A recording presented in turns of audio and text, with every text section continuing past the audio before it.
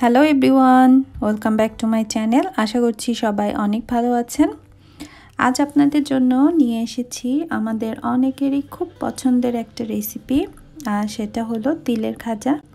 তিলের খাজা বানানো কিন্তু খুবই সহজ, মাত্র কয়েক মিনিটের মধ্যেই এই মজাদার স্ন্যাক্সটি আপনারা তৈরি করতে পারবেন। তো কীভাবে খুব সহজে ঘরে বসে আপনারা তিলের খাজা তৈরি করবেন সেই রেসিপিটাই শেয়ার করছি। আশা করছি রেসিপিটা ভালো লাগবে, আর যদি ভালো লেগে থাকে প্লিজ চ্যানেলটি সাবস্ক্রাইব করে সাথে থাকবেন। তিলের খাজা তৈরি করার জন্য আমি প্রথমে একটা ফ্রাই প্যান বসিয়ে দিয়েছি চুলাতে। প্রথমে এটা একটু গরম করে নেব, তারপর এখানে দিয়ে দেব আমি ঠিক 1 কাপ তিল।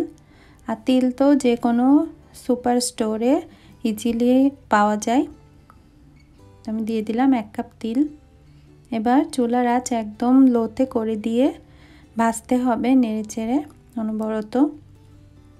যখন দেখবেন এগুলো একটু হালকা গোল্ডেন কালার হয়ে এসেছে তখন চুলা থেকে নামিয়ে নিতে হবে। খুব সাবধানে করতে হবে যাতে তিলগুলো পুড়ে না যায়। তো দেখতে পাচ্ছেন আমি খুব ভালো করে নেড়েচেড়ে এই যে আমার তিলগুলোর কালার হালকা গোল্ডেন হয়ে এসেছে। এই অবস্থায় সাথে সাথে নামিয়ে নিতে হবে। তো একটা বাটিতে তুলে রেখেছি। এখন সেই একই প্যানে আমি দিয়ে দিলাম 1 কাপ গুড়।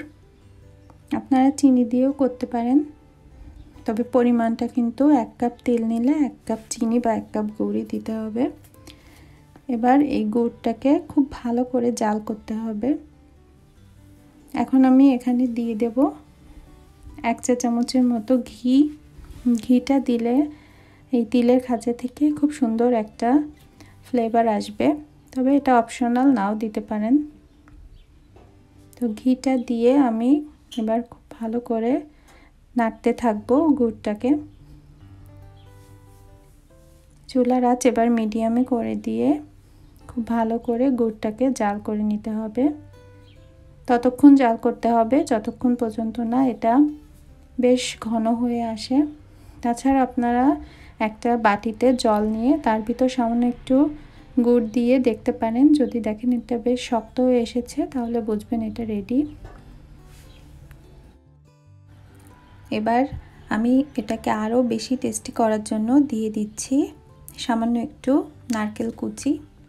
এটাও অপশনাল, নাও দিতে পারেন, তবে আমার কাছে এটা দিলে খেতে বেশি ভালো লাগে তাই দিলাম। এবারেও খুব ভালো করে মেশাতে থাকতে হবে। দেখুন গুড়ের কালার কিন্তু একদম চেঞ্জ হয়ে এসেছে, অনেক ঘন হয়ে এসেছে। এবার দিয়ে দিতে হবে তিল।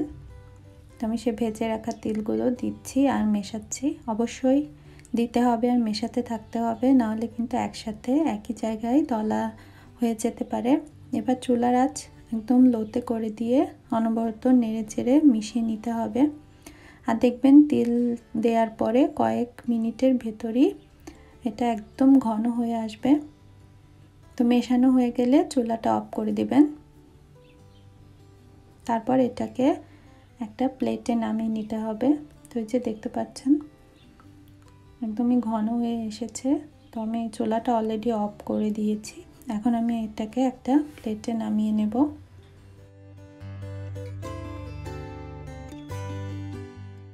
প্লেটে আমি আগে থেকেই সামান্য তেল লাগিয়ে রেখেছিলাম। অবশ্যই প্লেটে আপনারা তেল লাগিয়ে তারপর এটাকে ঢালবেন।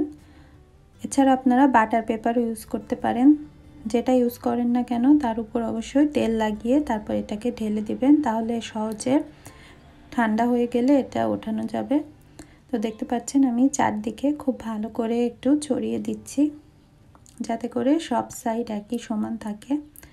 এবার এটাকে ঠান্ডা করতে হবে। খুব বেশিক্ষণ লাগবে না, 5 থেকে 7 মিনিট ঠান্ডা করলেই হবে। আর ঠান্ডা অবস্থাতেই এটাকে কেটে ছোট ছোট পিস করে নিতে হবে, কারণ একদম শুকিয়ে গেলে কিন্তু এর থেকে ছোট পিস করা যাবে না। তো দেখতে পাচ্ছেন প্রায় 6-7 মিনিট পর আমি ছোট ছোট পিস করে নিচ্ছি। আপনারা আপনাদের পছন্দ মতো সাইজ করে কেটে নেবেন। আর এটা কিন্তু একটু গরম অবস্থায় করতে হবে, কারণ ঠান্ডা হয়ে গেলে আপনারা এই দাগগুলো কাটতে পারবেন না।